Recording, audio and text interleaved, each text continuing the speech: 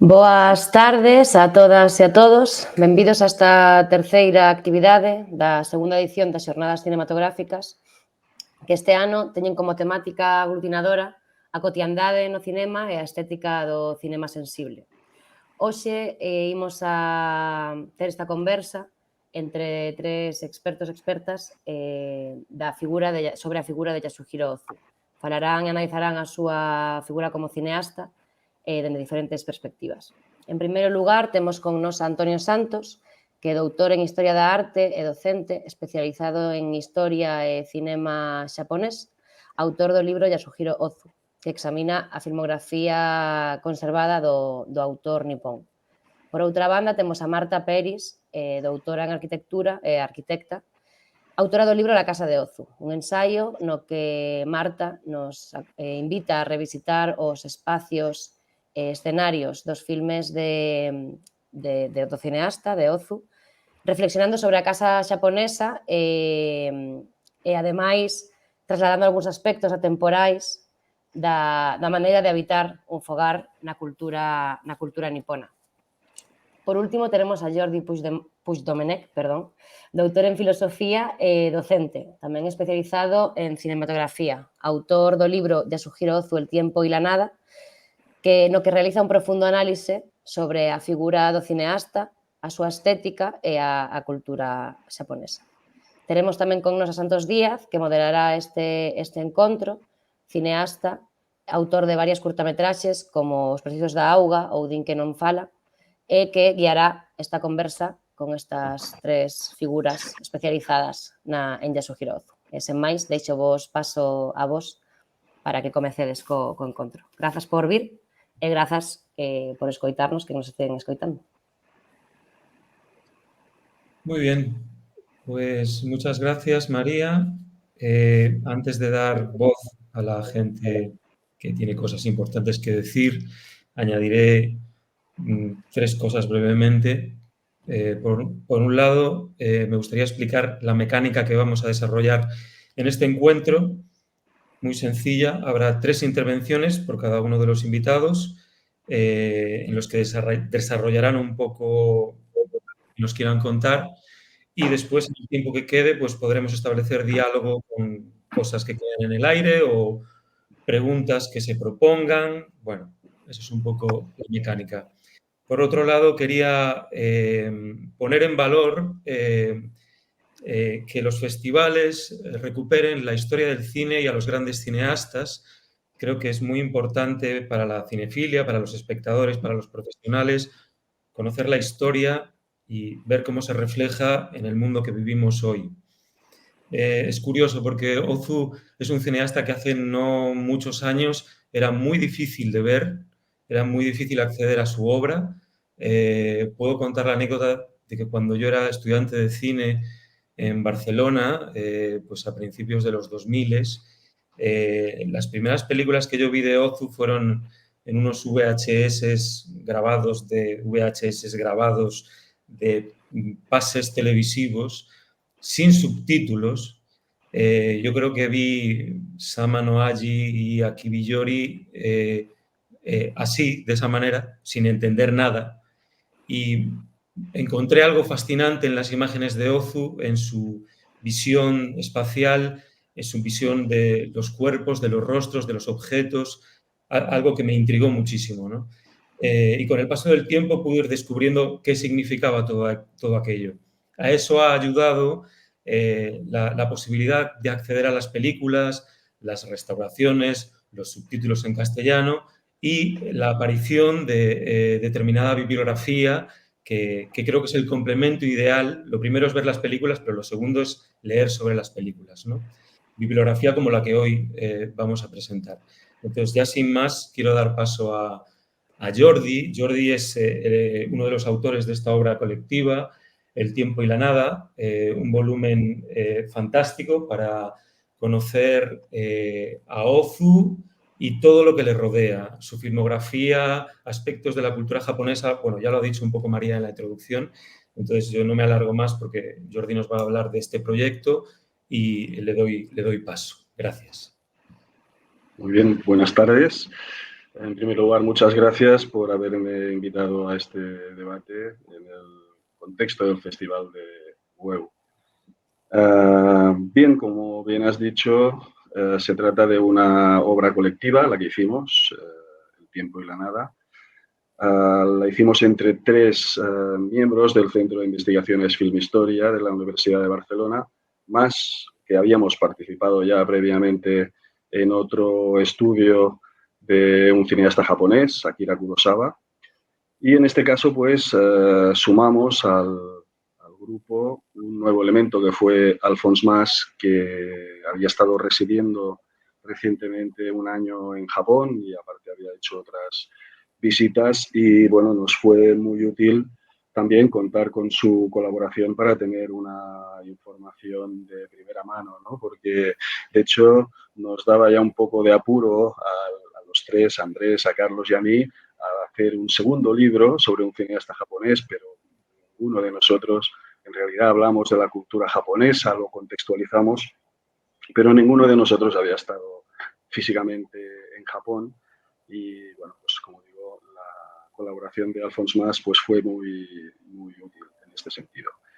Bien, el estudio, como has mencionado, se titula El tiempo y la nada, que, bueno, de entrada nos trae como reminiscencias de Heidegger y de Sartre, ¿no? El ser y el tiempo, el ser y la nada, que fueron 2 obras muy importantes en el siglo XX, sobre todo la de Heidegger en la primera mitad, bueno, también en la segunda y Sartre posteriormente.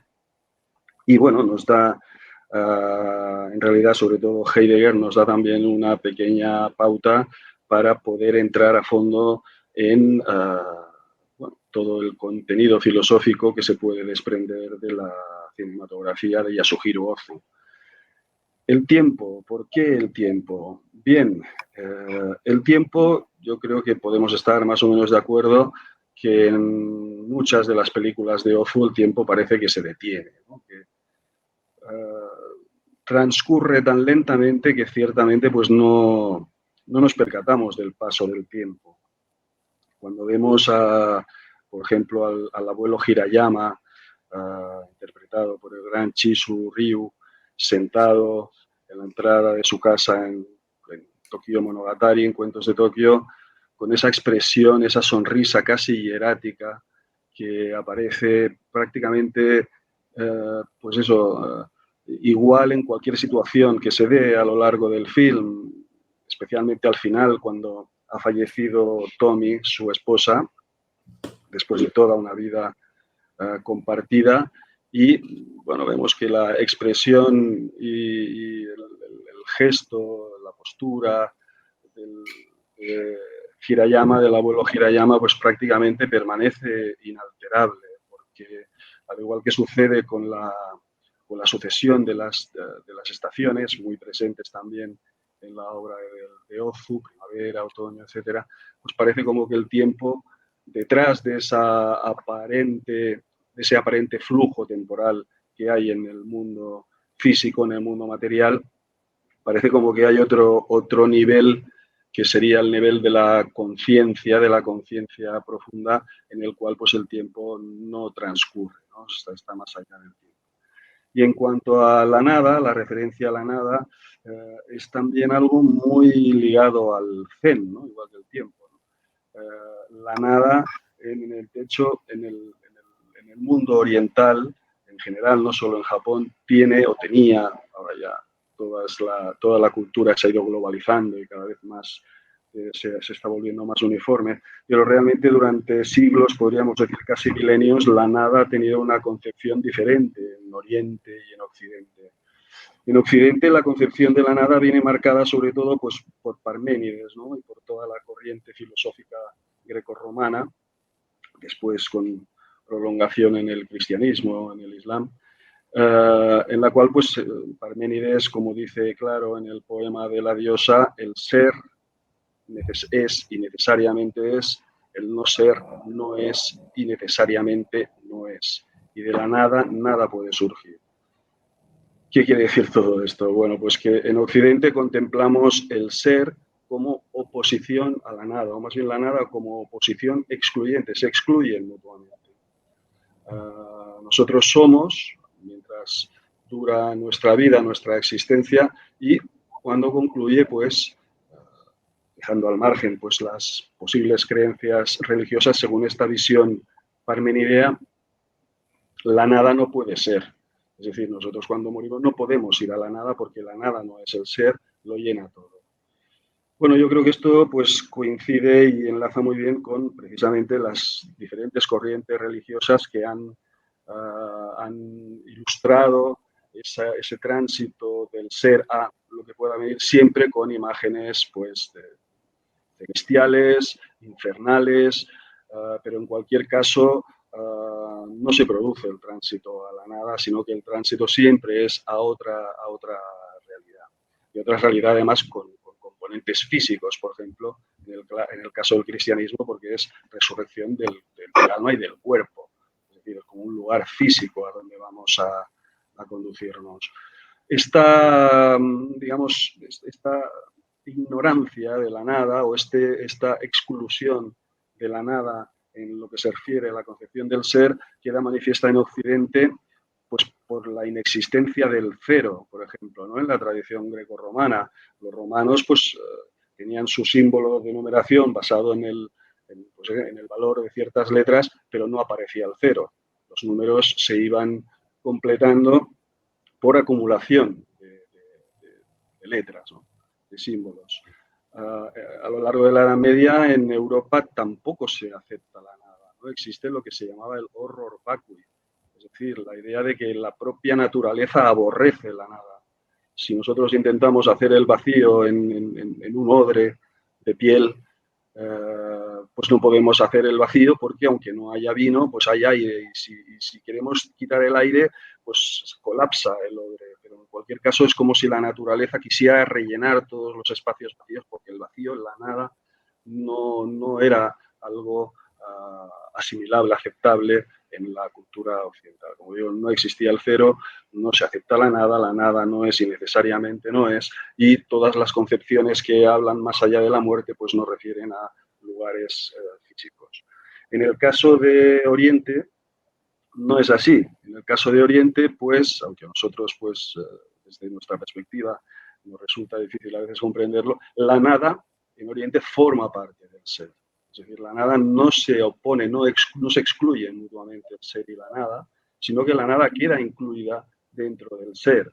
De ahí que, por ejemplo, en el budismo, pues, digamos que el objetivo final sería la liberación del ciclo de las reencarnaciones, y esa liberación no conduce a un lugar, a un espacio concreto como el cielo o el infierno, sino que simplemente conduce a esa liberación del ciclo de reencarnaciones que nos ata al mundo material. Por lo tanto, esa nada, ese mu que dicen los japoneses, lo pusimos así en la primera página del libro, este símbolo, que es el símbolo de mu, la nada en japonés, queda incorporada dentro del ser. Yo creo que eso explica pues, muchas de las situaciones, de las actitudes de los personajes que aparecen en las películas de Ozu. Por ejemplo, pues en muchos de los personajes que interpreta Setsuko Hara, ¿no? Noriko, es una actitud como podríamos también comparar con la del estoico, ¿no? El estoicismo en el mundo grecorromano, ¿no? De aceptación del destino, ¿no? Como decía Séneca, el destino acompaña a quien comprende y arrastra a quien se le opone. Pues es como esa visión que vemos en esos personajes y en esas situaciones, ¿no? Donde se acepta el paso de la existencia, el tránsito de la existencia, se acepta y no se produce una reacción emocional más allá de pues, constatar el vacío que pueda dejar en el ámbito familiar la persona que desaparece, como es el caso, como decía antes, de Tommy en Cuentos de Tokio, ¿no? La abuela, pues cuando fallece, Chisu Ryu, el abuelo Hirayama, dice, bueno, le dice a la vecina que se encuentra, que pasa por delante de su casa, ya no está, por supuesto la voy a anotar, pero en su expresión, en su actitud, está la misma sonrisa hierática que hemos visto a lo largo de toda la película, que podemos ver prácticamente en todos los personajes, ¿no? Por lo tanto, pues como digo, no existe esa angustia, ese vértigo quizá que nos produce, que tradicionalmente en Occidente ha producido la idea de la nada, ¿no? Cuando queremos pensar la nada, según Parménides, no puede ni ser pensada, pero cuando o nos vemos abocados a pensarla, pues nos produce una sensación de vértigo, ¿no? De ansia, como decía, de angustia, como decían Kierkegaard o Sartre, ¿no? Sartre en su obra La náusea, pues realmente cuando uno se enfrenta a la nada, el protagonista mirando una roca se da cuenta que él es como la roca y que en realidad pues está destinado a la nada, pues tiene esa sensación de que el ser humano es una pasión inútil y por tanto eso genera una angustia, ¿no? No existe esa angustia en los personajes de Chishu Ryu, sino que existe una aceptación del destino, podríamos decir, y por lo tanto todo ello desprende una sensación de calma, de tranquilidad, de que el tiempo no pasa, que bueno, de alguna manera pienso que es uno de los signos distintivos de toda la obra fílmica de Yasuhiro Ozu.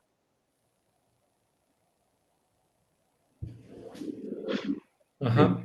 Si queréis comentar algo o seguir con otra visión. No, la verdad que se plantea respecto a lo que acabas de decir, pero bueno, ya podemos hablarlo después de acciones por cuestión de tiempo más. Entonces, vamos con Marta, la autora de La casa de Ozu, este libro enormemente sugerente por la forma de abordar el universo de este cineasta a través del espacio. Yo creo que es un libro que se aprecia mucho mejor con un conocimiento previo de la obra de Ozu, de sus películas. Ahí el libro, la verdad, yo cuando vi la aparición del libro, conociendo a Ozu, solo ver la portada ya quise adquirirlo, ¿no? Fue algo muy, muy, muy visual, pero la verdad es que, bueno, ella ahora nos va a explicar cosas al respecto. Me parece un libro realmente recomendable. Y sin más, te doy paso, Marta. Hola, buenas tardes. Bueno, muchas gracias por la invitación a compartir esta mesa redonda. Es un placer y un honor compartirla con tan sabios compañeros. Voy a compartir pantalla porque, puesto que mi mirada es de arquitecta, me parecía que hablar del espacio de Ozu sin verlo, ¿no?, en paralelo, era en cierta manera una pérdida, ¿no?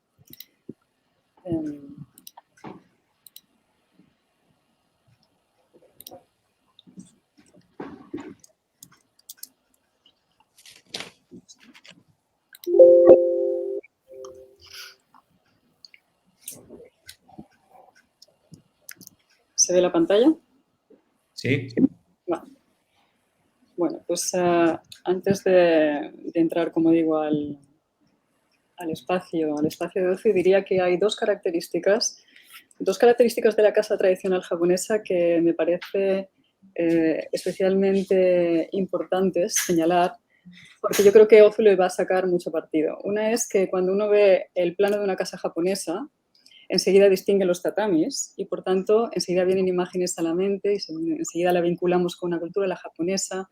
Podemos más o menos medir el espacio porque sabemos que un tatami mide aproximadamente 1,80 m por 90 centímetros. Podemos, por tanto, intuir la escala humana del espacio, pero, sin embargo, cuando te planteas cómo se habita, ¿no?, esas imágenes se van tan pronto como llegaron. En parte porque es difícil saber por dónde se entra, porque es difícil imaginar, por esta neutralidad de la planta, imaginar cómo se habita cada uno de los espacios, ¿no? Y yo creo que, para entenderlo rápidamente, es contraponer cómo es el concepto occidental, ¿no?, donde las habitaciones, las estancias y las actividades están, digamos, se corresponden, ¿no? Normalmente tienen el nombre del uso que en ellas se hace, el dormitorio, el estar, la cocina, ¿no? Y en cambio en Japón, ¿no?, en la cultura nipona, una misma actividad se puede reprogramar a lo largo del día. Una misma habitación se puede reprogramar con distintas actividades a lo largo del día y una misma actividad se puede producir en distintos espacios. No existe esa correspondencia, ¿no? La otra característica es que hay una idea que a mí me parece muy bonita, que es el origen de la casa tradicional japonesa, resulta de su adaptación al clima del verano, que, como sabéis, es, aparte de caluroso, sobre todo muy húmedo. Eso hace que la casa se abra lo máximo posible, ¿no? No solamente en el perímetro, no solo en la fachada, sino que todas sus habitaciones están interconectadas, tienen entre 3 y 4 puertas. La casa es muy permeable al aire, y si es muy permeable al aire, es muy permeable también a la mirada y al paso, ¿no? Así como en un esquema occidental, más o menos lo podríamos abstraer en un corredor, en un pasillo que va dando acceso a las habitaciones estancas, en la casa japonesa existen dobles circulaciones, existen muchas maneras de moverse, ¿no? Es difícil imaginar un recorrido porque hay muchos posibles, ¿no? Esto es lo que un poco hace que sea enigmática, ¿no? Y Ozu, como digo, le va a sacar mucho partido. Yo diría que se da además una conjugación del espacio con la manera en cómo Ozu nos lo muestra, ¿no? En cómo está filmado, ¿no? Esa idea de esta secuencia de habitaciones que luego está rodeado por una galería que es ese espacio intermedio, no solamente es una circulación que es el Engawa.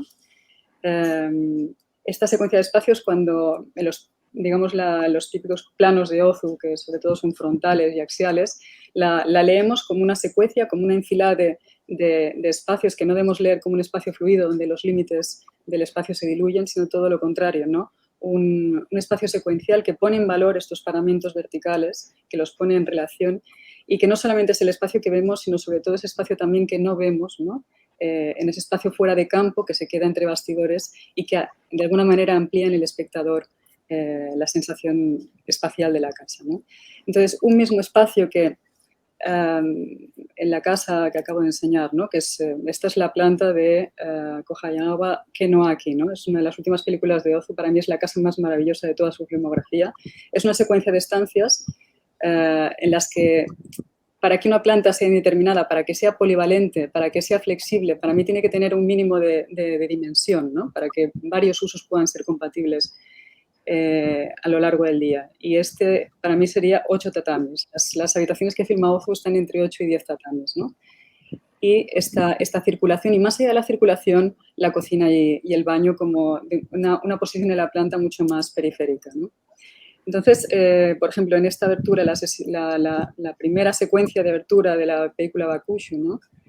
Principios del verano, nos explica el desayuno, el despertar de una familia nipona de los años 50, en el que en una misma estancia llegan a estar 3 generaciones, hay 7 personas que confluyen, ¿no? Entonces, a través de una orquesta, digamos, coreografía de movimientos, a través de todas esas puertas, ¿no? Ozu, más allá de su maestría, que también, el espacio, esta porosidad, el hecho de que tenga 3 puertas es lo que hace que no se sature el plano cinematográfico y tampoco el espacio, ¿no? Envolviendo estos 2 espacios, estas 2 habitaciones comunicantes, ¿no? De noche, estas salas, digamos, se pueden compartimentar, se pueden cerrar, porque la casa permite recorridos alternativos. Uno puede llegar a las estancias periféricas, al baño, a la cocina, sin que se penalice, ¿no? Por el hecho de estar cerrada esta habitación. Por tanto, es muy flexible, ¿no? Y permite la convivencia de distintos usos. Durante el día los tatamis, los futones se recogen y en otros momentos del día, aquí no solamente es que nos explique un uso distinto, es que nos está explicando que esos 2 espacios separados por una abertura de un tatami, porque sabemos que los fusumas y los shoji llevan la misma modulación que los tatami, este diafragma de 1,80 m es capaz de hacer que estas 2 estancias funcionen como un único espacio, ¿no? Con este desarrollo del tren eléctrico recorriendo los 2 espacios. A través siempre de planos contra planos nos va mostrando el espacio y también nos lo muestra vacío, ¿no? Es como si siempre hubiera una voluntad en Ozu de explicar también la casa, ¿no? Veremos que para mí la casa es protagonista, ¿no? Cuando todos estos niños salen a este espacio que sabemos que es ese pasillo que volteaba, ¿no? Que rodeaba toda la casa, también nos lo explica como un espacio, como un lugar de estancia, ¿no? Como un lugar intermedio entre el jardín y la casa, ¿no? Y esta idea del pasillo perimetral, ¿no? En estas historias se nos cuenta Ozu de conflictos entre generaciones, entre padres e hijos, entre adultos y niños, ¿no? Los niños, cuando quieren hacer fechorías, buscan siempre caminos alternativos para no encontrarse con los adultos, ¿no? A veces harán el camino más largo o a veces harán atajos justo para esquivarlos, ¿no? Y es bonito porque entonces percibes que este tipo de casa se acorta o se alarga, ¿no? porque la dimensión perceptiva, más allá de lo que mida objetivamente, Ozu la pone en valor, pone esta capacidad que tiene la casa de parecer o de amoldarse, ¿no?, a esa especie de flexibilidad subjetiva de cómo percibes el espacio. Bueno, es esta idea de envolver, ¿no?, como mientras los adultos están ¿no?, en el Genkan, en la entrada, discutiendo, los niños pueden evadirse sin ser vistos, buscando ese camino alternativo. Esta es la planta de Bakushu, esto es lo que aparece en la casa de Ozu, esas dos habitaciones comunicantes de 8 y de 10 tatamis, rodeados por una circulación, ¿no?, el punto de entrada, el Genkan, ese acceso a la cota cero, ¿no?, donde se descalzan y luego suben a la tarima y a los tatamis, siempre descentrado de la axialidad de la planta, y luego 3 estancias perimetrales, los baños, la cocina y la habitación de los niños, dilatando, digamos, las esquinas. Y las circulaciones, ¿no? Eso es lo que explicaba antes, las dobles circulaciones, cómo hay atajos, pero también largos caminos, ¿no?, cómo cambia la casa percibida. Bueno, estos serían un poco estos rincones de los espacios, digamos, periféricos. Y esto que explicaba antes, ¿no?, cómo la casa se hace permeable, ¿no? También con la puesta en escena, con la iluminación, detectamos o somos más conscientes de la porosidad. Cómo Ozu nos enseña la casa, normalmente siempre predomina unos puntos de vista que va repitiendo, de manera que tú reconoces la casa simplemente repitiendo Ozu el plano, ¿no? Presenta la casa cada vez que va a ver, cuando cambia, digamos, de familia y hay otra casa, siempre hay un plano que domina, ¿no? Este es uno de ellos. Prácticamente hay 2 planos principales en esta película, ¿no? Pero es sobre todo en los planos vacíos, cuando la casa, digamos, aparecen despoblados, ¿no?, en que te fijas en las huellas, en que te fijas, por ejemplo, cómo este mecanismo de ir abriendo o cerrando puertas funciona como casi como un mecanismo telescópico, ¿no?, cómo la casa se alarga y te das cuenta de que el jardín es casi más una habitación sin techo, ¿no?, cómo de repente puede replegarse y concentrarse sobre la habitación, ¿no?, como veíamos cuando se hacía de noche, o bien se expande hasta llegar a lo que yo llamo la cuarta pared, lo que sería la escena prestada de esa valla del jardín de la casa de enfrente. Cuanto antes decía que se conjuga la manera de filmar de Ozu con el espacio, es que, por ejemplo, aquí veis que la cámara, ¿no?, esta otra característica del cine de Ozu, de filmar entre 60 y 90 centímetros, ¿no?, hace que veamos los muebles casi como un diafragma a través del cual ver, ¿no? Tienen como esta transparencia, permiten como esta idea de casi de enmarcado, ¿no? Basta compararlo con los muebles occidentales que filman la misma película, de repente cómo obstaculizan y cómo taponan el espacio. O cómo el hecho de filmar esta cota permite, por ejemplo, esta ventana también la veríamos si estuviese filmada a 1,60 m, a la altura de los ojos de una persona de pie. Sin embargo, solo cuando lo percibes a esta altura, descubres esa capacidad, esa cota de transparencia o de expansión de la casa, cómo se rompen las esquinas, ¿no? Planos menos habituales, pero no por ello excepcionales, son los planos a 45 grados, que son bastante más complejos de analizar, ¿no?, más difíciles de percibir o de entender. Aquí la porosidad es otra, aparecen como, ¿no?, se solapan, aparecen los mismos sobreencuadres, pero cambia como el diafragma, ¿no? Son planos en los que Ozu insiste mucho, por ejemplo, esto a lo largo de cómo evoluciona, sobre todo en las últimas 6 películas, que va puliendo su estilo, esos planos se van haciendo cada vez más complejos. A la izquierda el de Higanbana, a la derecha la última película de Ozu, Sama no Aji, cómo va puliendo, ¿no?, cómo consigue a través de la transparencia hacer entendible el patio, cómo, por ejemplo, aquí se recorta totalmente el pavimento, con lo cual todavía se hace más ininteligible, más abstracto. Bueno, lo que quiero decir es que también, según cómo filma Ozu el espacio, la casa se percibe muy distinta. Aquí casi lo que estamos entendiendo es esa condición concéntrica de la casa, ¿no? Cómo hay casi un objeto dentro de otro. Esta caja, esta esquina, que está dentro, envuelta de esa circulación perimetral, ¿no?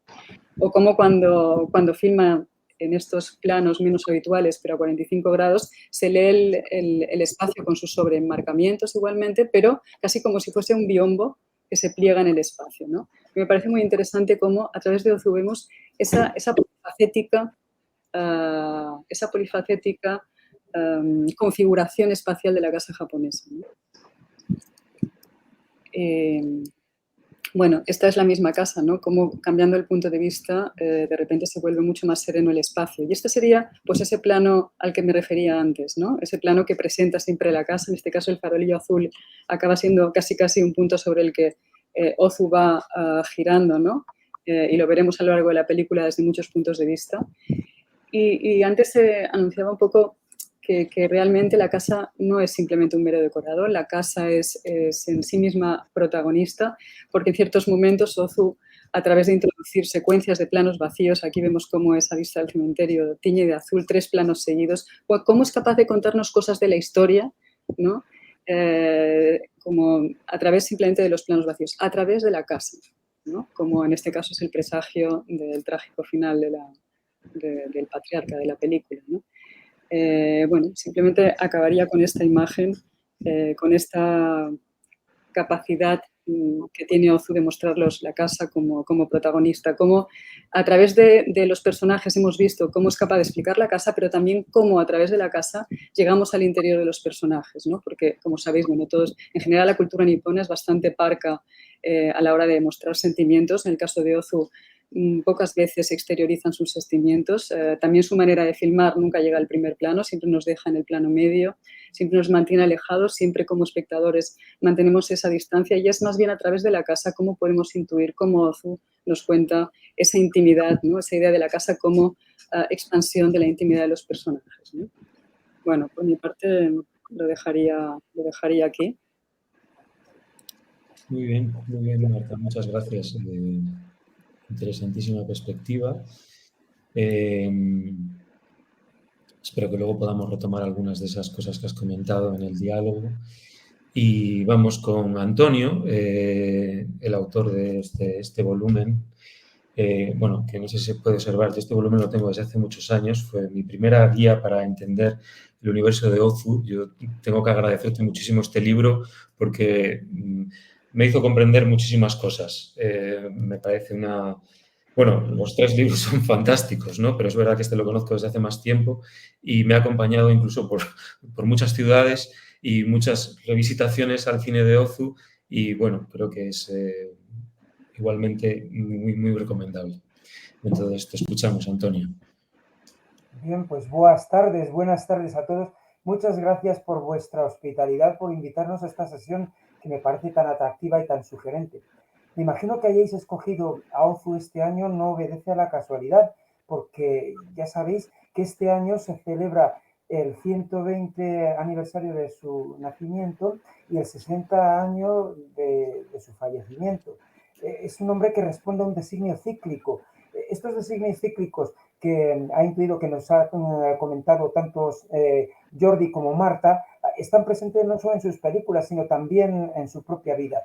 Ozu nació el 12 de diciembre de 1903 y falleció el mismo día, el 12 de diciembre de 1963, el mismo día en que cumplía 60 años, que es lo que en Japón se llama el Kanreki, una celebración muy señalada porque supone un volver a empezar. En este sentido, la película esta que ha destacado Marta, El otoño de los Kohayagawa, es muy significativa porque también es una película que está sometida a continuos cíclicos y posiblemente esa permeabilidad espacial que también ha descrito en Bakushu o en Kohayagawa, que no aquí, responde al propio designio familiar. Las familias están compuestas por miembros de distintas edades, distintas generaciones, algunas irán muriendo de manera inevitable, es la ley de la vida y se verán sustituidas por las siguientes generaciones. Por tanto, nos encontramos con ese designio cíclico que acompaña a Ozu en su propia vida. Hace muy pocos meses, en abril, tuve la suerte de visitar la tumba de Ozu, que se encuentra en Kita Kamakura, en el templo en Gakuji. Es toda una experiencia, si se quiere, esta de naturaleza mística, porque para llegar a la tumba, que está en lo alto de un monte todo cubierto de árboles, un lugar frondoso y de una naturaleza incluso mística, misteriosa, hay que subir un proceso de ascendente. Hay que ir subiendo hasta encontrar la tumba, que no es fácil de localizar. Una vez que la encuentras, allí no aparece el nombre de Ozu, sino que está sustituido precisamente por el ideograma que nos ha mostrado Jordi, que encabeza su libro, el ideograma Mu, la nada. De forma que si relacionamos esto con la propia experiencia vital de Ozu, o con la propia experiencia que reconocemos en sus películas, en Bakushu de manera maravillosa y de manera todavía más gráfica y más explícita en el otoño de los Kohayagawa, podemos considerar que la vida es un camino, una experiencia hacia la muerte, hacia la nada, pero también es una forma de iluminación, una forma de anagnórisis. Bueno, pues esto se reconoce en buena parte de las películas de Ozu, que son parábolas de la evanescencia y de la transición, si se quiere, hacia ese mu, hacia esa nada que está repleta de significados místicos y que es algo que también nos afecta no solo a los japoneses, sino también a los occidentales, a los españoles. No sé si tienes presente, Jordi, un poema que escribió José Hierro que te encaja muy bien en lo que nos has estado exponiendo. El poema, me parece que es de su libro Cuadernos de Barcelona, venía a decir: después de todo, supe que todo era nada, aunque finalmente entendí que la nada lo era todo. Esto es la postrimería, de alguna forma esta experiencia que concluye nuestro camino, nuestra película vital, es una nada que de alguna manera también viene a dar sentido a toda nuestra experiencia. Esto es algo que entendía muy bien Ozu a lo largo de toda su filmografía. Una filmografía que no es muy amplia, son 54 películas, otros directores hicieron muchas más, solo se conservan 37, pero las 37 conservan una coherencia verdaderamente exquisita desde la primera hasta las últimas películas conservadas. Durante estos meses que he tenido la oportunidad de estar en Japón, estoy haciendo un trabajo de investigación sobre Hiroshi Teshigahara, me he encontrado muchas actividades relacionadas con Ozu.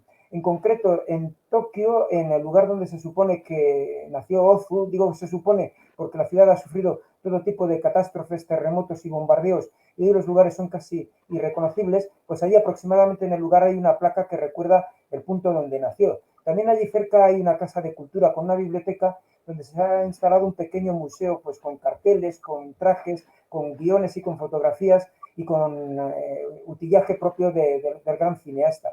Pero también en Osaka han dedicado una gran retrospectiva, quizá la más amplia que se ha hecho hasta el momento sobre esta figura, que hoy es itinerante y que llega, pues, por ejemplo, a Chigasaki-ken, que es otro lugar que tuve ocasión de visitar, donde se conserva el ryokan, donde se reunía Yasuhiro con Kogo Noda para escribir sus guiones. En concreto, allí escribió el guión de Cuentos de Tokio, entre otros títulos memorables. Bueno, a título también anecdótico, pude ver que muy cerca del lugar donde nació dedicaron un puentecillo que cruza un vial sobre un pequeño canal, y ese puente lo han llamado Puente de Yasuhiro Ozu.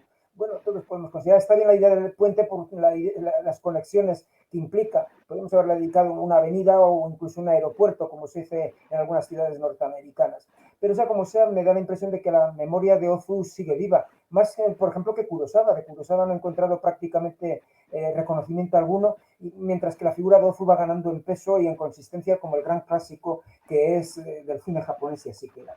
Bueno, volviendo, pues, gracias, Santos, por tus palabras hacia mi libro. Guarda bien ese libro porque es la primera edición la que tienes. Es un libro que ya está agotado, han sacado otras ediciones con otra portada distinta. Así que, bueno, ya no es tan fácil de recuperar.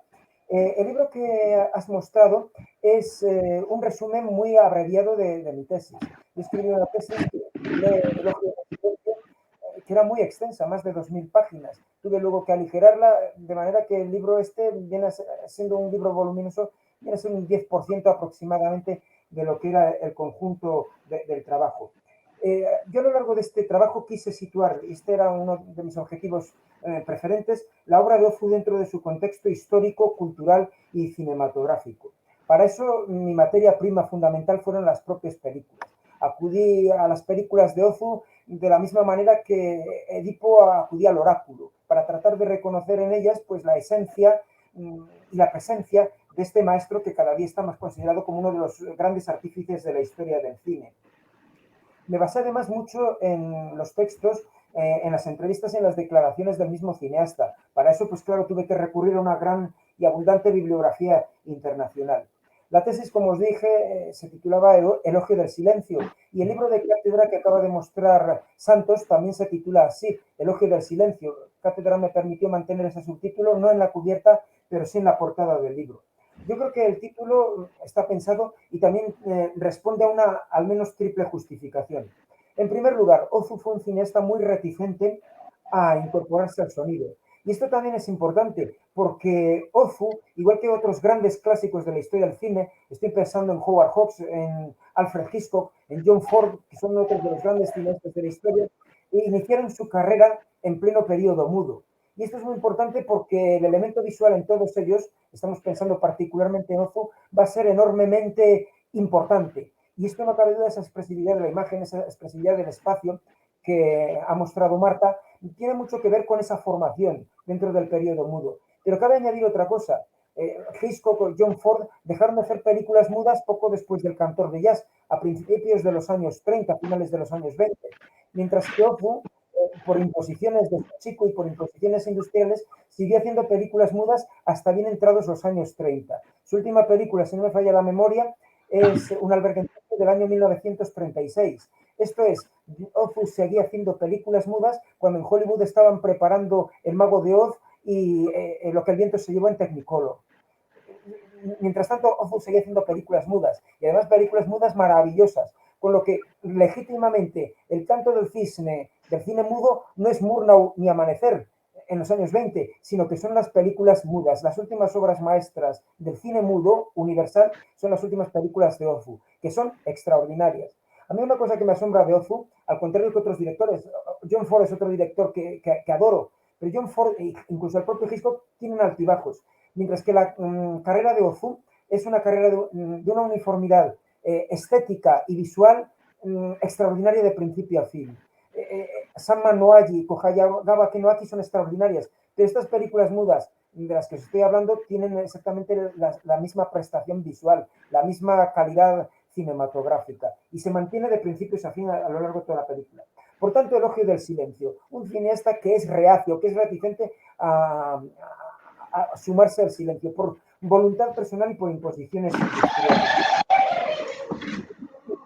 Habría que recordar que Ozu vivió y realizó toda su carrera unos años enormemente turbulentos en la historia de su Japón. Habría que considerar que Ozu cantó en silencio los tiempos del fragor. El tiempo tuvo que partir a la guerra por imposiciones militares. Incluso participó en la toma de Nankín, que es uno de los episodios más sangrientos de toda la Segunda Guerra Mundial. Sin embargo, él no hizo ninguna película bélica. Hubo un proyecto que finalmente no se realizó, un proyecto bélico muy a lo Ozu, pero finalmente no se realizó. Esto es, cantó en silencio los tiempos del fragor, incluso los tiempos turbulentos que siguieron a la derrota y a la ocupación por parte de los Estados Unidos. Es un cine muy silencioso, muy tranquilo y muy pausado. Y en este sentido, su propia esencia es un cine que apunta hacia el estatismo, hacia la aquiescencia y hacia el silencio. Bien, los comentarios que hice de todas estas películas fueron muy pormenorizados. Y en ello trato de evitar formalismos, como es el caso de Bordwell, en su libro por lo demás excelente. Traté de evitar también misticismos como los que incurre Paul Schrader en su libro también excelente de Transcendental Style in Film, o más bien anecdóticos, como el libro de Donald Ritchie, que nos proporciona por lo demás una rica y abundante información, porque además Ritchie conoció personalmente a Ozu. Traté en todos estos análisis, y mi propósito fue que el cine, las películas fueran el elemento fundamental, traté de recuperar los aspectos narrativos, culturales y cinematográficos. Esto es, traté de entender a Ozu como un poeta y un cronista propio de los tiempos en los que vivió. Así pues, traté de entender su obra como producto de un marco cultural, social y político complejo. Bien, todo esto se basó en una abundante bibliografía y en un abundante banco de imágenes. Y en este sentido, pues bueno, traté de entender la obra de Ozu como un todo. Quisiera también, en relación con la presentación que hizo María hace unos minutos, reivindicar la fuente y la figura fundamental de los festivales. Gracias a los festivales estamos dando a conocer y a reconocer muchos maestros que hoy son poco conocidos. Este es el caso de Ozu en el tiempo que nos acompaña. Pero habría que recordar, yo soy de Valladolid, que en Valladolid tenemos la Semana del Cine, que fue el primer festival, al menos español, en el que se proyectó buena parte de la filmografía de Ozu allá por los años 80. Después de Ozu vinieron Mizoguchi y otros cineastas fundamentales japoneses. Y me gustaría recordar que dentro de unas pocas semanas el Festival de Cine de San Sebastián va a dedicar una monografía retrospectiva a otro de los cineastas poco recordados y también con una trayectoria valiosa en la cinematografía fecunda japonesa, como es el japonés Hiroshi Teshigahara. Así que vivan los festivales y viva el cine, porque finalmente gracias a los festivales estamos teniendo la oportunidad de conocer a muchos de estos cineastas perdidos u olvidados.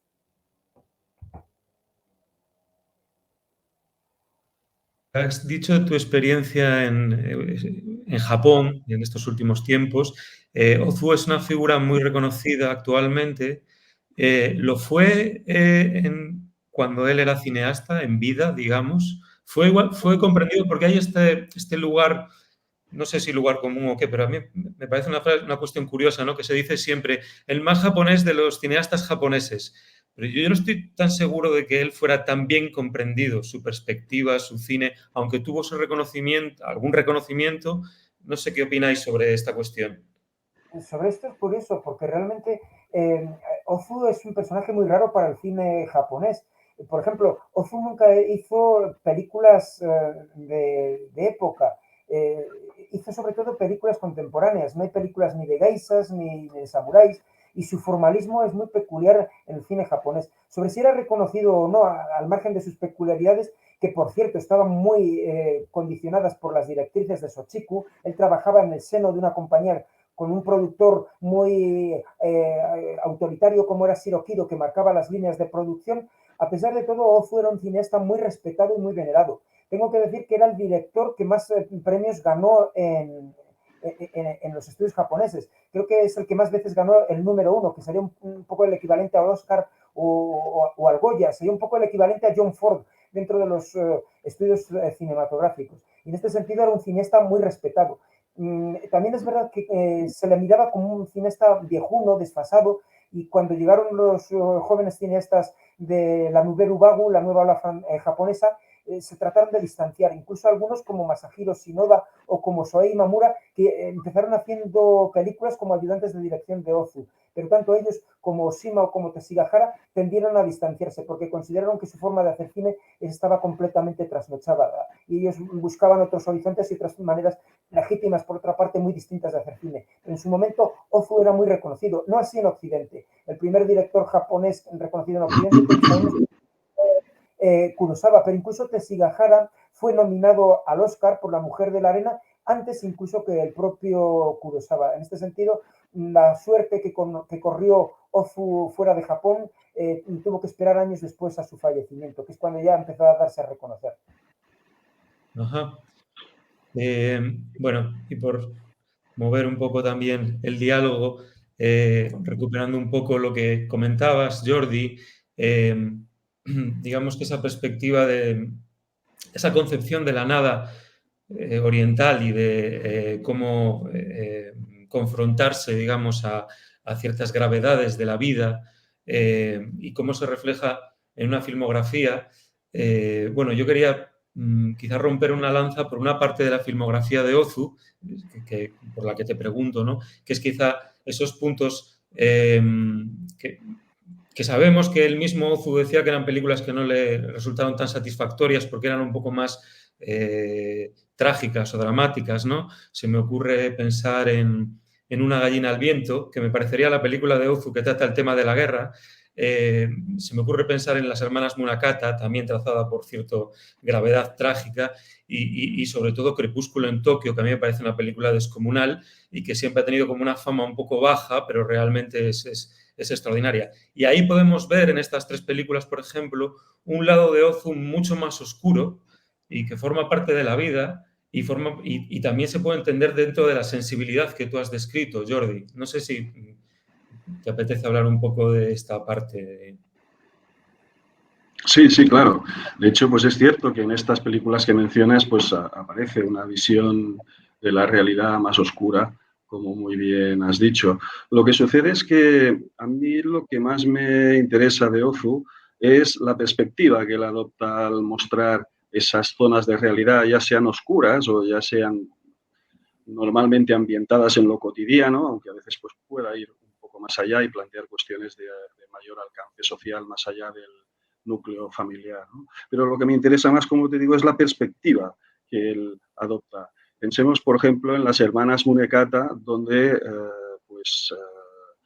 quizá es la película, creo yo, de Ozu en la que la confrontación entre tradición y modernidad se plantea de una forma más plástica, ¿no? En las dos hermanas, ¿no? La hermana tradicional y la hermana moderna, abierta a las modas occidentales, a la minifalda, etcétera, etcétera, ¿no? Y cómo Ozu es capaz de adoptar una perspectiva, podríamos decir, casi imparcial. Ozu no toma partido ni por la tradición ni por la modernidad, nos muestra la confrontación. Las dos hermanas tienen sus motivos y tienen sus razones para actuar como actúan.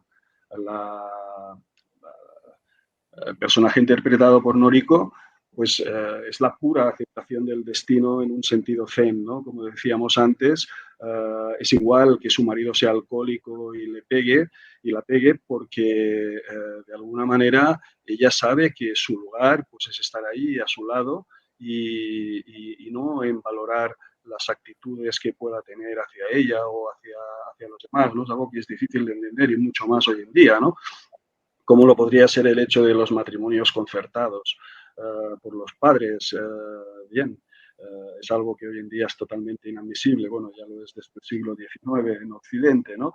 Pero, en cambio, cuando se ofrecen las razones, cuando de alguna manera Ozu te deja entrever que los padres pues consideran que los hijos a los 18, a los 20 años no tienen un criterio como para poder elegir una pareja que se supone que debe ser para toda la vida, pues tiene su razón de ser que los padres, buscando el bien de sus hijos, pues conozcan a otra familia con la cual pues saben que la unión de sus descendientes pues van a gozar pues de toda una serie podemos decir, no ya de comodidades físicas, sino de estabilidad emocional, porque precisamente son familias con una tradición que podríamos decir encaja la una en la otra. En cambio, una joven de 20 años, pues no tiene ningún criterio para buscar una pareja que debe ser para toda la vida, ¿no? Como digo, esto es algo que puede ser una aberración hoy en día, ¿no? Pero que tal y como te lo plantea Ozu, pues dices, bueno, pues tiene su razón de ser, ¿no? Como la tiene justo lo contrario, el querer romper con toda esa tradición heredada y buscar pues otras vías de desarrollo de lo que es la existencia personal. Yo creo que sí, que en Ozu pues existe esa visión de cuestiones más oscuras en algunas películas, pero él nunca pierde esa perspectiva, podríamos decir, descriptiva. No sé si Antonio y Marta estarán de acuerdo conmigo, ¿no? Es mucho más descriptivo que explicativo. Ozu describe situaciones, personajes, espacios, pero no te explica. Te lo describe y te deja para que tú, según criterio, pues vayas a formarte el juicio sobre lo que ha sucedido en la película. Quien quiera intervenir, o sea que podemos lanzar más preguntas o seguir al hilo de esto. Si Marta no quiere intervenir, me gustaría añadir algo a lo que ha dicho Jordi. Sí, bueno, me gusta que hayas escogido la película esta de Munakata Shimai, Las hermanas Munakata, porque es una película representativa, aunque al mismo tiempo es muy rara. Es adaptación de un folletín de Jiro Sadagi, que es un autor aparentemente poco afín al mundo creativo de Ozu, y que sin embargo encaja muy bien. Es una película esencialmente dual, dos hermanas, una moderna y otra tradicional, una joven y otra más madura. Pero esa dualidad está también presente en el tratamiento espacial, que también nos ha contado Marta hace unos minutos. Para empezar, la película discurre en tres ciudades. Dos de ellas son tradicionales, como son Kamakura, Kioto, y la otra es la moderna.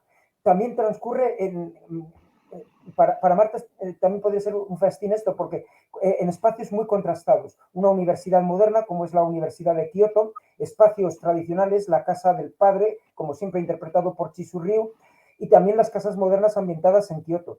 Y con un espacio intermedio que es enormemente relevante, que es un bar que se llama Acacia. Acacia, que es un nombre occidental, con conexiones bíblicas. Acacia es el árbol con el que se construye el arca de Noé, con el que, según la tradición apócrifa, se construye la cruz de Cristo. Pero además, dentro del bar Acacia, de concepción completamente occidental, nos encontramos con Johnny Walker, una invocación, si se quiere, goliárdica a los placeres de la bebida. Y no solo eso, nos encontramos con una cita explícita de Don Quijote, filtrada en el inglés, donde leemos, junto al bebedor, al Johnny Walker, leemos, I drink upon occasion, sometimes upon no occasion. Bebo a veces y a veces cuando no me apetece. Esto es una cita completamente apócrifa, yo la he estado buscando en el Quijote, en realidad la pronunciaría Sancho Panza, pero bueno, que también nos pone en contacto con la naturaleza quijotesca que encierran algunos de los personajes. Y también con una conexión hispana que a veces aparece. Nos encontramos el Bar Luna, el Bar Carmen. No es la única cita que aparece del Quijote, pero esto nos daría para hablar mucho. En todo caso, nos encontramos en Munakata Simai y en la obra de Ozu un extraño cruce de conexiones culturales, espaciales y urbanísticas que también dan cuenta, notifican ese extraño cruce cultural, económico, político y cinematográfico en el que transcurre la obra de Ozu. Porque la obra de Ozu, siendo tan japonés o reivindicando tanto la japonesidad, es al mismo tiempo una obra muy personal que se parece muy poco a la de otros grandes clásicos del cine japonés, pongamos por caso Kurosawa o Mizoguchi. Juraría que esa cita del Quijote aparece incluso en otra película de Ozu, por lo menos, en ¿Qué olvidó la señora?, ¿no? Creo que era... Sukuyu wa Namio Wasuretaka, ¿qué ha olvidado la señora? En efecto, sale allí. Sí. Sale ahí. Bueno. Exactamente la misma, recorrida además de la misma forma. Pues te voy a lanzar una pregunta para Marta, retomando un poco todo el tema este de la arquitectura, ¿no? Porque, bueno, es muy interesante todo lo que has comentado. Hay un punto en el cual, bueno, quería decir que es muy interesante escuchar la perspectiva de alguien, bueno, no vinculado profesionalmente al cine, como entiendo que eres tú, que eres arquitecta, y la visión que puede aportar a todo esto, ¿no? Entonces, tú has hablado en toda esta descripción espacial de que hay un rasgo importante que es, bueno, no sé si lo has dicho, pero lo he leído en tu libro, sobre la estilización a la que se somete el espacio en Ozu y que eso, creo que sí que lo has dicho, le lleva también a un grado de abstracción, ¿no? Abstracción, no sé, puedo recordar ahora esos planos de la casa de Buenos Días, en la versión sonora, que casi parecen Mondrian, ¿no? Esa cosa como fascinante visualmente, ¿no? Entonces yo quería, tengo la curiosidad de saber si todo este alimento cinematográfico tiene una cierta posibilidad de llevarlo a la realidad de tu labor profesional, si el mundo puede comprender la forma de habitar desde estas perspectivas, si las enseñanzas que tú extraes en tu ensayo son aplicables a la realidad. Y añado, con todo este tema de la vigencia de Ozu, que creo que es otro tema que podemos tratar, ¿no? Que, bueno, decías, Antonio, como la nueva ola japonesa sepultaba totalmente a Ozu. Creo que fundamentalmente porque, claro, sus temas les parecerían como absolutamente conservadores, ¿no? Y, sin embargo, los sentimientos no lo son, los sentimientos son vigentes hoy en día. Bueno, eso después. Primero quería escuchar si quieres decirnos algo sobre esto, Marta. Sí, es una muy buena pregunta para mí, porque supongo que si hice la tesis sobre Ozu es porque de alguna manera vi allí una serie de mecanismos espaciales, una serie de atributos de la casa que a mí me interesaban y que yo estaba buscando en mis proyectos de arquitectura. Podríamos decir que somos especialistas en vivienda social. Las viviendas sociales se caracterizan por tener un ajustado presupuesto y muy limitada superficie, con lo cual cualquier mecanismo perceptivo, subjetivo, que haga que la casa parezca mayor, ¿no? Que los espacios llegar a esa flexibilidad, esa transformabilidad, era algo que me apasionaba y que forma parte de nuestro trabajo. ¿Qué enseñanzas, o sea, qué vemos ahí que estamos aplicando ya hoy? Que te diría que no solo nosotros, sino que está marcando yo diría que en Cataluña y en Baleares, toda una nueva manera de hacer vivienda, es esa indeterminación de los espacios, el igualar todas las habitaciones, el eliminar los pasillos, el desjerarquizar las piezas, el eliminar la hegemonía de la sala, porque ya vivimos distinto, porque nos relacionamos con la tecnología especialmente de una manera distinta, porque seguramente es esta idea que antes hablaba de la intimidad, ¿no? De cómo se aprecia esa idea de la intimidad como expansión de la intimidad en la habitación, ¿no? De las casas de Ozu, cómo esa intimidad evoluciona con el tiempo, ¿no? Y cómo está cambiando, ¿no? Hace unos años la asociábamos a una habitación física y ahora seguramente con esta manera de relacionarnos con la tecnología mucho más líquida, seguramente está mucho más entre el teléfono, ¿no? Entre casi el espacio personal, ¿no? De nuestro portátil o de nuestro ordenador,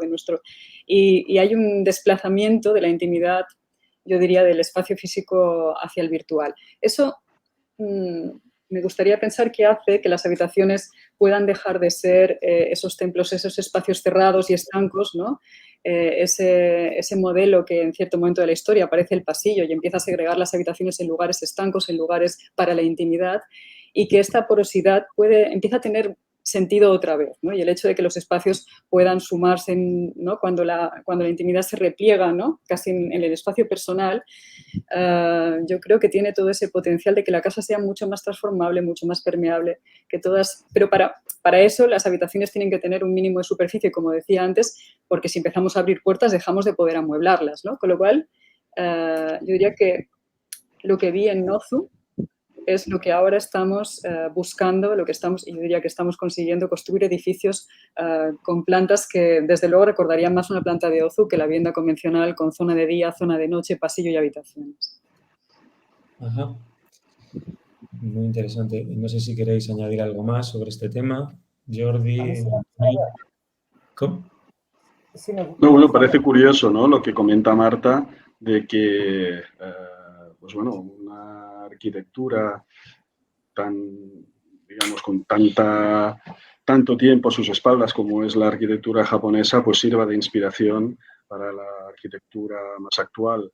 Bueno, a mí en realidad no me sorprende, ¿no? Yo creo que en el plano cinematográfico quizá, ojalá, tengan los nuevos cineastas esa capacidad para saber aprovechar un legado como es el legado de Yasuhiro Ozu para desarrollar sus propias obras.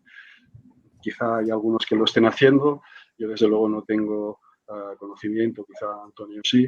Yo lo que sí les intento transmitir a mis alumnos es algo que ha mencionado Antonio, que es el poner en valor el cine mudo y sobre todo los cineastas que han trabajado previamente en el cine mudo, como los que él ha citado, o otros como Dreyer. Cuando un cineasta rodaba una película silente, tenía, sobre todo, por ejemplo, pensemos cuando eran adaptaciones, porque de hecho gran parte de las primeras películas que se rodaban eran adaptaciones literarias. Pues de hecho había que contarlo todo en imágenes, prácticamente. Los rótulos eran mínimos, por lo tanto se trataba de explicar una historia a través de imágenes en movimiento. Cuando estos cineastas después tuvieron la posibilidad de emplear sonido, de emplear la voz, pues estupendo, ¿no? Ellos ya sabían narrar sin voz, sabían narrar con la imagen en movimientos y además podían añadirle la voz, pues mucho mejor. Dejando aparte los excesos que se producían siempre que hay una nueva técnica, pues hay unos excesos, ¿no? Me refiero, pues ya cuando la cosa se normaliza, pues es un elemento más. Pero ellos ya tenían esa formación, los cineastas como Hitchcock, como John Ford, como Dreyer, ya tenían esa formación que les permitía explicar las historias con la imagen en movimiento.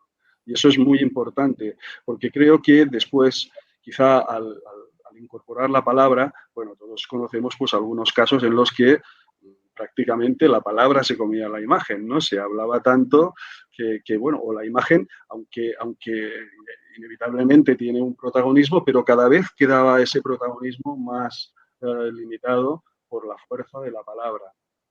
Entonces yo creo que estos cineastas pues ya tenían ese equilibrio perfectamente asumido. Y los cineastas que habían trabajado en el cine mudo. Otra cosa que ha comentado Antonio Santos cuando ha alabado a los festivales, porque nos dan la posibilidad de dar a conocer a, pues bueno, público que quizás no lo conocía, cinematografías como la de Yasuhiro Ozu, bueno, creo que cada vez es más relevante este papel de festivales, el papel que juegan, pues, bueno, cualquier iniciativa en la universidad o fuera de la universidad, que también las hay, que intentan dar a conocer este cine a las nuevas generaciones, ¿no? Antonio, pues supongo que tendrá un perfil de estudiante parecido al mío y realmente pues son estudiantes que, bueno, yo comunicación audiovisual doy primer curso y bueno, vienen totalmente pues influidos por el cine que se ofrece a través de las plataformas o el cine de consumo que se ofrece en las multisalas. Son los menos los que tienen una formación en cine clásico. Y este cine, tal y como se presenta hoy en día en las plataformas o en las multisalas, pues lo que predomina sobre todo es el movimiento, mucho movimiento. De hecho, pues bueno, yo me doy cuenta de que me vuelvo viejo porque hay algunas películas que veo que prácticamente no puedo seguir la dinámica a nivel de movimientos de cámara que se produce. Es algo que me resulta... Y en cambio, pues eso, cuando vamos a Ozu, es que es todo lo contrario, no es lo más antimoderno que podamos imaginar por la temática y por su manera de tratar la imagen y de planificar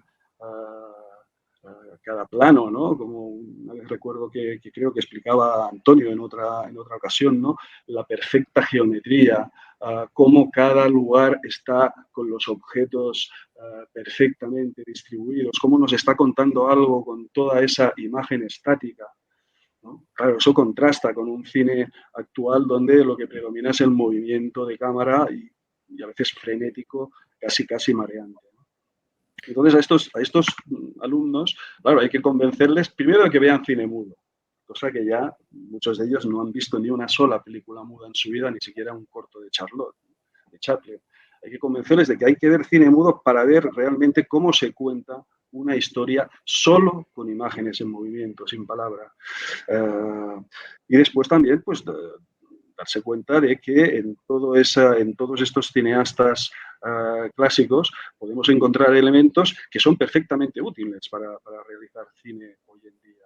Es más, yo creo que son necesarios para buscar, para explorar otros caminos en el cine, como Marta está explorando otros caminos en la arquitectura, tomando esos referentes. De ahí que, pues bueno, yo creo que Antonio y yo como profesores tenemos ahí una responsabilidad querida o no, pero que la hemos de asumir, de intentar, pues, que las nuevas generaciones por lo menos tengan un cierto conocimiento, un cierto acceso a este tipo de cine, sobre todo pues, a Ozu.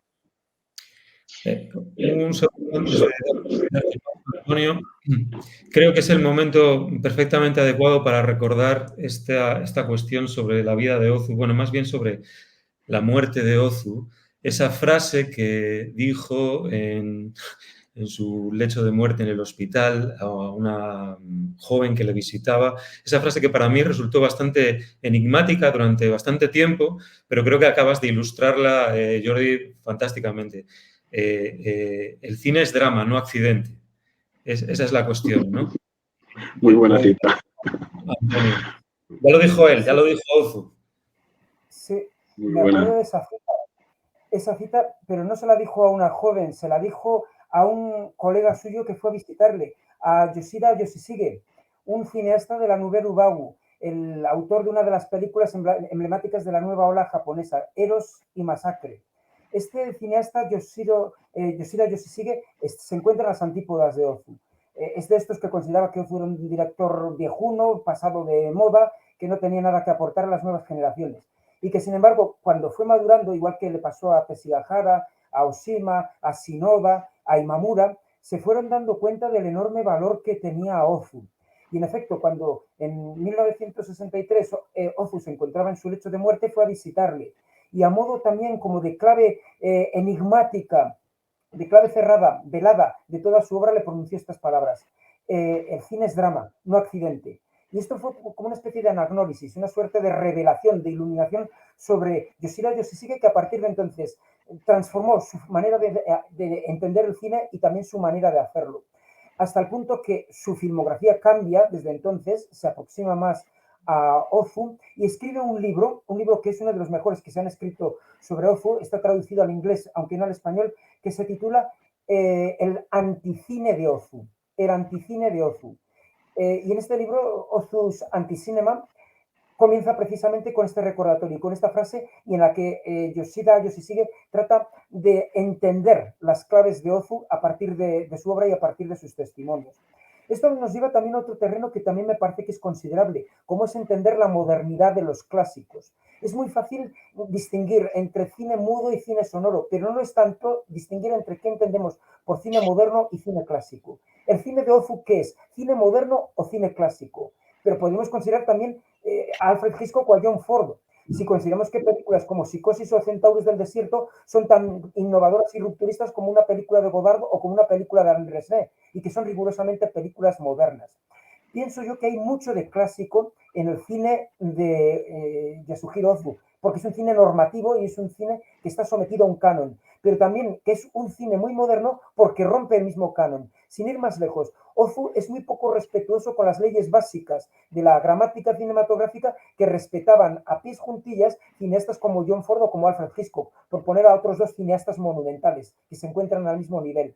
Por ejemplo, cuando trazábamos el plano contra plano, Ozu nunca respetaba la continuidad de las miradas. Esto es, si un personaje mira a la izquierda, el otro tenía que mirar hacia la derecha, sino que los dos miraban hacia la izquierda, como si estuvieran compartiendo las miradas.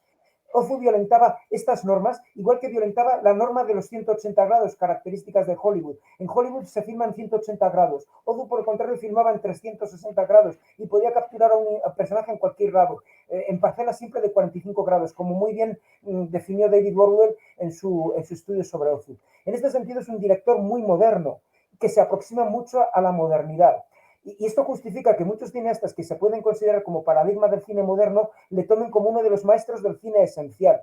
Estoy pensando en Víctor Erice, el mejor director español desde Luis Buñuel. Estoy pensando en Aki Kaurismäki, en Wim Wenders, en Chantal Akerman. Chantal Akerman, cuya película Jan Dillman se acaba de declarar como la mejor película de la historia del cine en la última encuesta de Sight and Sound, es una reconocida admiradora de Ozu. Y Jan Dillman, su película más famosa, es un claro homenaje al cine de Ozu. Por tanto, el cine de Ozu, normativo y clásico, es al mismo tiempo un cine muy moderno.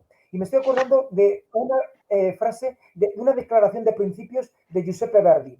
Decía Verdi, el gran autor de óperas, torniamo all'antiquo e será moderno. Volvamos a los antiguos y será moderno. La casa de Ozu. La casa de Ozu, que es normativa y clásica, la casa clásica japonesa, la casa tradicional japonesa, está rebosante de modernidad. Estoy viendo en la biblioteca de Marta, que la he podido ver cuando ha expuesto. Detrás de Marta justamente hay un libro de la Bauhaus. La casa de Ozu responde perfectamente a los planteamientos modernos, rupturistas, innovadoras, geométricos, desornamentados, limpios, desnudos de la Bauhaus. Y estoy pensando en el maravilloso pabellón Van der Rohe que tenéis ahí en Barcelona como un ejemplo también característico de esa arquitectura desornamentada y limpia. Bueno, pues ese cine tan desornamentado y limpio también va en contra de este cine repleto de furia y de ruido que hoy nos invade, que puede ser incluso de gran calidad. Pienso en Oppenheimer, en esta película que están poniendo ahora de Christopher Nolan, la filmografía de Christopher Nolan, tan brillante pero al mismo tiempo tan estridente. Este cine está justamente en las antípodas. De ese cine muchas veces, no pienso en Christopher Nolan, que es un director valioso, pero sí en la buena parte de este cine que está repleto de furia y de ruido, y que nos transmite tan poco, y que nos demuestra la capacidad que puede tener el cine, volviendo a su misma esencia, de transmitirnos ideas, de transmitirnos emociones y de transmitirnos poesía a través de imágenes. Parece evidente que los que estamos trasnochados somos los que vivimos en el presente, ¿no? Que las cosas modernas sucedieron más atrás.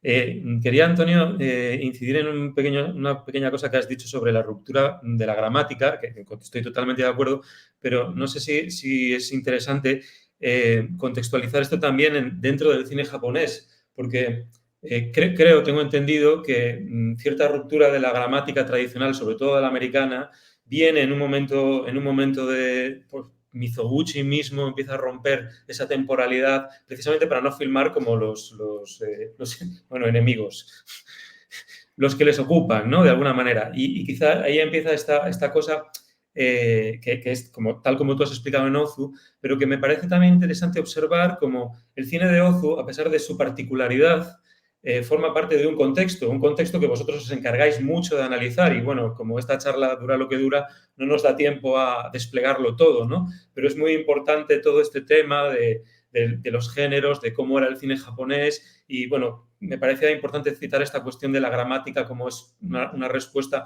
no solo de Ozu, sino de otros directores también, ¿verdad? Sí, bueno, pues en este sentido también son peculiaridades. Esa violentación del plano contra plano que es característica de Ozu no es tampoco exclusiva de él. Otro cineasta que está próximo, como es Mikio Naruse, también la practica. El propio Shiro Kido le llamó alguna vez la atención a Ozu que por qué hacía eso cuando no era normativo. Y Ozu le suele explicar, si da igual, la gente lo va a entender de la misma manera. Pues bueno, porque es un rasgo de estilo. Porque también guarda norma con otra idea básica de Ozu, que es la de igualar a los personajes.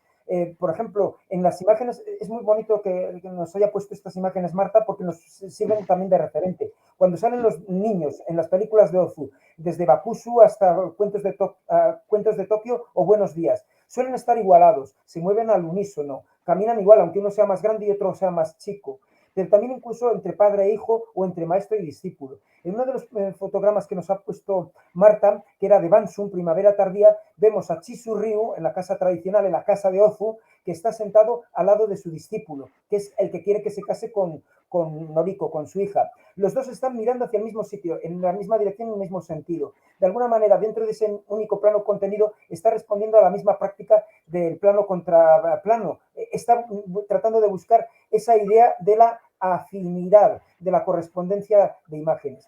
Y por otra parte, también el cine japonés tiene peculiaridades. De esto ha hablado muy bien Noel Barthes a lo largo de sus estudios.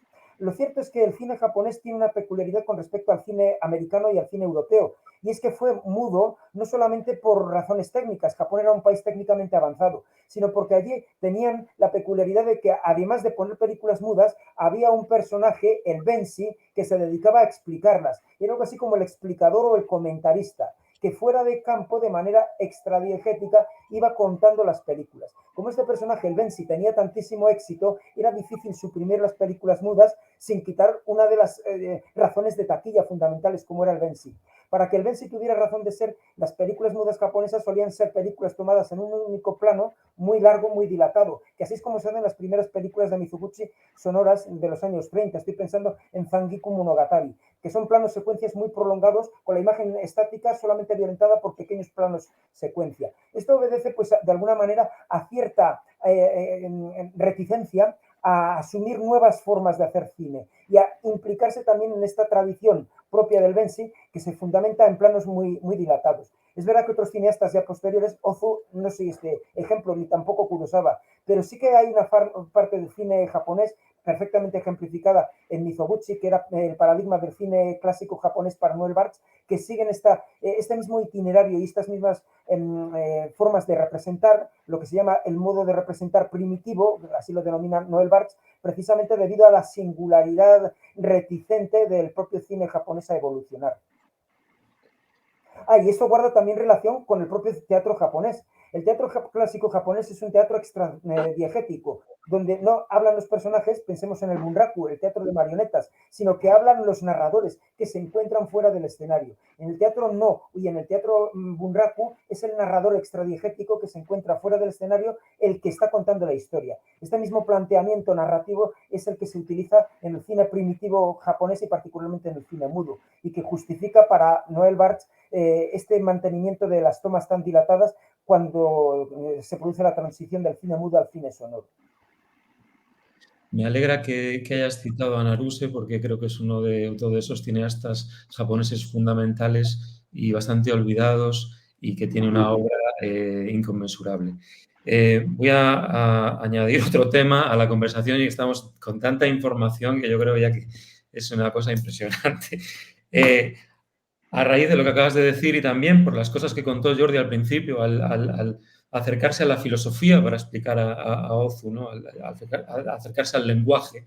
Yo creo que Ozu también es además de la materialidad y del silencio, de la contención y del espacio, es un cineasta extraordinario del lenguaje no verbal y del verbal, ¿no? De ese lenguaje que, esas palabras que se dicen en determinados momentos de la película y que tienen ese calado, pero también esos niños que deciden no hablar o esos niños que deciden comunicarse a través de sonidos guturales. No sé, hay todo un despliegue sobre el lenguaje en su cine que me parece también muy complementario a todo lo que habéis dicho. Y bueno, voy a lanzar este tema del lenguaje y que lo recoja quien quiera. Jordi, por ejemplo. Bueno, yo por mi parte pienso que en Ozu hay también, o por lo menos yo lo he identificado como una invitación a la meditación. A la meditación, además, en el sentido más convencional de una meditación tal y como se concibe en Oriente, ¿no?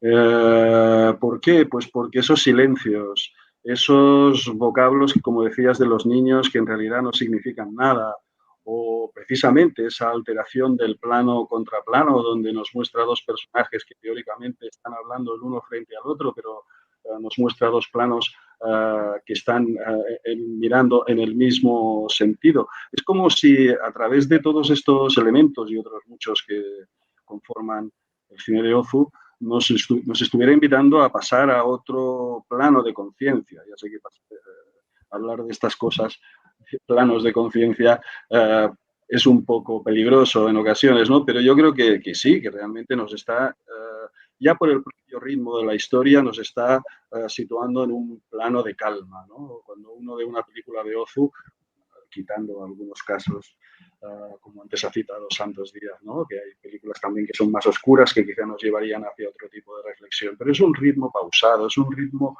calmo. Hay silencios, hay unos planos de transición, hay una actitud en los personajes, hay un tratamiento de la imagen que nos invita a situarnos quizá pues eso, a otro nivel de conciencia, donde pues la historia se puede ver desde una perspectiva más universal, más, digamos, atemporal y no localizada, es decir, te olvidas quizá de que estás en Japón, pese a todos los elementos que hay, y lo que te está planteando es una serie de cuestiones humanas o incluso más allá de lo humano, cuestiones metafísicas, podríamos decir, y produce todo el contexto para que realmente pues, se genere esa reflexión pausada en el espectador, ¿no? En ese sentido, pues bueno, lo que comentabas tanto del lenguaje como de los silencios, como lo que antes ha comentado Antonio, de la ruptura del uso habitual del plano y contraplano, creo que todo eso conforma esa invitación a penetrar en su cine desde otro plano, ¿no? Es lo que en el fondo describe Paul Schrader en el estilo trascendental, ¿no? Que antes ha mencionado también Antonio, ¿no? Que habla de Ozu, Dreyer y Bresson. Yo creo que el propio cine de Schrader, quitando las películas, podríamos decir, alimenticias, pero hablamos, por ejemplo, de Hardcore, un mundo oculto, ¿no? Que la vi ayer, precisamente, ¿no? Es una película, bueno, me impresionó fuertemente, ¿no? Es una película totalmente actual también, pero bueno, que se puede ver hoy en día y que tiene una fuerza tremenda y que te traslada también a ese otro plano de conciencia donde realmente pues algunas cuestiones inmediatas dejan de tener valor y te proyecta hacia pues, cuestiones de más calado, cuestiones que requieren pues, una reflexión más amplia, ¿no? Y sitúa al espectador en esa perspectiva de poder afrontar la historia desde esa visión más amplia, ¿no? Que va mucho más allá de lo inmediato. Yo en este tema del lenguaje me parece bonito comparar la escena de la boda de Banshun de Primavera Tardía con la de Sama no Aji, con la última película El sabor del sake. Y en este tema del lenguaje que comentabas, cómo hay, igual que hay una simplificación de los recursos estilísticos de Ozu, cómo va descartando los movimientos de cámara, cómo va puliendo, ¿no? Y va, sobre todo, renunciando a cosas, también lo hace con el lenguaje, ¿no? Porque, bueno, como decía antes, los diálogos son muy parcos, hay mucha comunicación que al principio todavía está a través de los rostros, siempre aunque sea en planos medios, ¿no? En Primavera Tardía en Banshee vemos a Noriko, esa escena de los preparativos de la boda, donde aún podemos ver caerle unas lágrimas, ¿no? Y como, sin embargo, en la última película, esa misma escena que la vuelve a reproducir, yo diría que calcada prácticamente, ¿no? El rostro de la actriz no hay lágrimas, ¿no? Y como hay un desplazamiento y todo eso pasa a hacerlo la casa, ¿no? Y todo esto lo consigue con unos planos vacíos del espejo, con el vacío, ya no la vemos allá reflejada. Lo va a hacer a través de la casa, lo va a hacer a través de todo el atrecho y de cómo lo dispone, ¿no? Y me parece muy bonito cómo va a hablar a través de la casa, ¿no?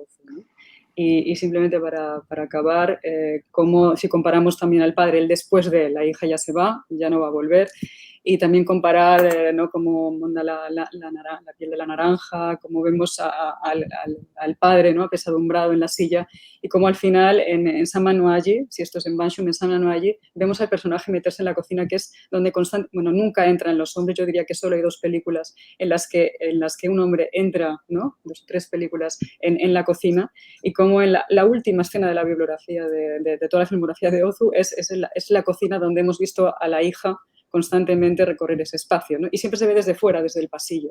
Entonces, bueno, en esto del lenguaje, cómo lo hace a través de la casa, cómo lo hace a través de la arquitectura, ¿no?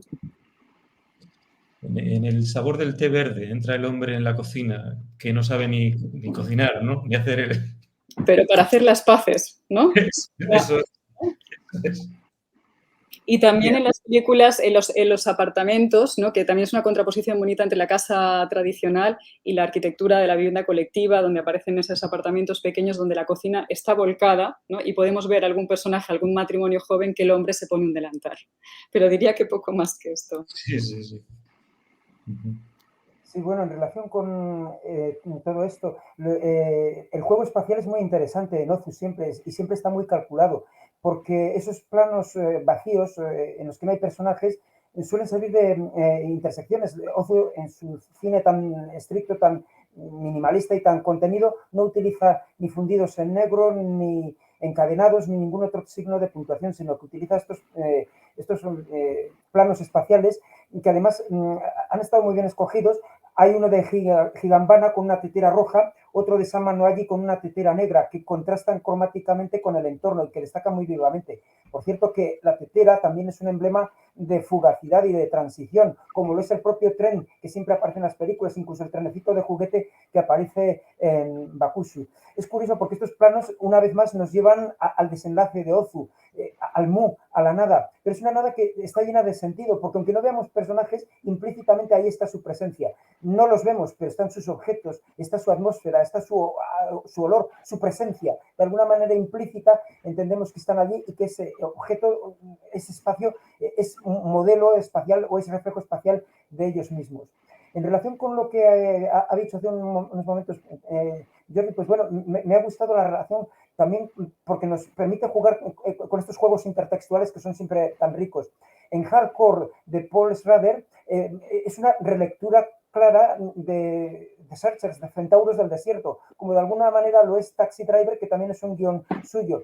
Hay que recordar que Paul Schrader es un cineasta muy aficionado a Japón y que hizo la película para mí es Mishima, un retrato en 4 capítulos de la propia biografía de este escritor tan controvertido. Al mismo tiempo hay que recordar que el hermano de Paul Schrader, que fue co-guionista de Mishima, es Leonard Schrader, que es uno de los principales investigadores del cine japonés cuyos archivos se encuentran en la Universidad de Los Ángeles. Por tanto, vamos viendo que se producen hiladas. Y en este sentido, Paul Schrader fue hábil, aunque le faltaron cosas, a la hora de hacer esta terna, esta selección ternaria de cineastas que apuntan hacia lo trascendente. Bresson, Ozu y Dreyer. Siempre sería discutible. Yo hubiera añadido desde luego a Ingmar Bergman y sobre todo a Tarkovsky. Pero habría que recordar también una cosa, y es que estos cineastas, en particular Ozu, no son cineastas que tengan una especial apetencia mística. Esto es, su cine no es que quiera ser un ejercicio de misticismo, ni de catequesis, ni de incitar a la adoración de nada, de lo trascendente o de lo sagrado, sino que son películas muchas veces muy humanas, pero que nos proyectan hacia el entorno que Leonard Schrader denominaba lo sagrado. Decía Schrader que se produce siempre una especie de evolución, desde lo cotidiano, pasando por la ruptura hasta llegar a la estasis, a esa especie de terreno místico que apunta hacia lo sagrado. Pero no habría que olvidar también que Ozu, además de lo humano, es un director que tiene un gran sentido del humor. Y en este sentido, igual que sucede con Alfred Hitchcock y con John Ford, los tres grandes cineastas que podríamos considerar, los tres tienen un gran sentido del humor y los tres son grandes directores de comedia. Estoy pensando también en esa película que es Kohayagaba Keno Aki, que es finalmente un memento mori, un recuerda que vas a morir, una postrimería contada en imágenes, que es una película que termina de una manera catastrófica, pero que toda ella, las 3/4 partes de la película son comedia, en la que nos estamos viendo con este abuelo que se escapa de casa y que hace todo tipo de fechorías. Aquí el travieso no es el niño, sino que es el abuelo, y que de repente todo se termina de manera brusca cuando llega la muerte, cuando se produce ese final inevitable y todo se llena de sombras, de dolor, de humo, el humo del crematorio y los cuervos que terminan invadiendo las tumbas. Anticipándose, por cierto, a Hitchcock. Es una imagen también muy hitchcockiana. Es casi igual que termina Los pájaros, pero esta vez de una manera mucho más dramática, ajustando esa postrimería que termina no en la casa de los Smiths, sino en la casa, en el templo donde se está enterrando al anciano protagonista. Bueno, Antonio, seguiría aquí toda la tarde escuchándote. Me parece que ha sido una charla con todos vosotros impresionante. Creo que ha quedado muy, muy interesante toda esta conversación. Os agradezco muchísimo esta oportunidad y al festival, y creo que tenemos que cerrar ya. Sí, no tenemos tiempo para más, lo siento, pero bueno, muchas gracias a todos por ilustrarnos con vuestra sabiduría, ha sido súper interesante y nada, esperamos que algún día vengáis en persona a Bueu, al festival, y a disfrutar también de las actividades, del resto de actividades que tenemos. Encantados. Muchas gracias. Gracias. Y Adiós. el cine no es ruido, es ocio. Exacto. Gracias.